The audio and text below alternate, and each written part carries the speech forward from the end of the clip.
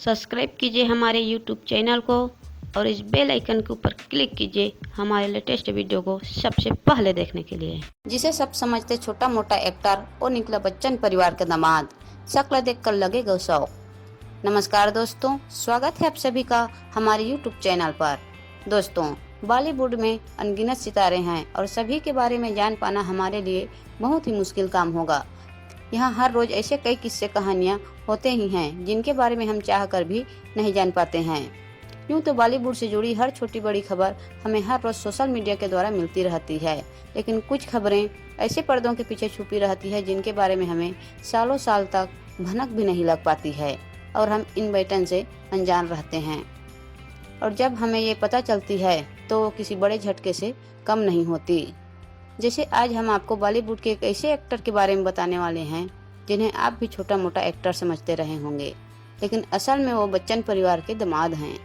जी हाँ, वही बच्चन परिवार जो न सिर्फ बॉलीवुड पर बल्कि हमारे दिलों पर भी बखूबी राज करता है। अमिताभ से लेकर ऐश्वर्या तक के सभी आज दीवाने हैं।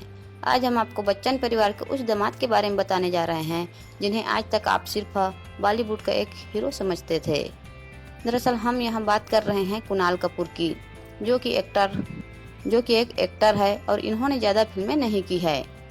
जी हाँ, सुनने में शायद आपको थोड़ा अटपटा लगे, लेकिन कुणाल कपूर अमिताभ बच्चन के भाई अजिताभ बच्चन की बेटी के पति हैं और बच्चन परिवार के दामाद भी। कुणाल कपूर का बॉलीवुड में सफर बहुत छोटा था, लेकिन कुछ लोग इन्हें आज भी याद करते हैं।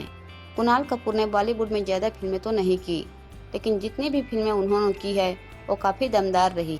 फिर चाहे बात कीजिए कुणाल के बॉलीवुड डेब्यू वाली फिल्म मीनाक्षी की या फिर रंग दे बसंती जैसी देशभक्ति भरी फिल्म की। रंग दे बसंती फिल्म में कुणाल की एक्टिंग को काफ़ी सराहा गया था।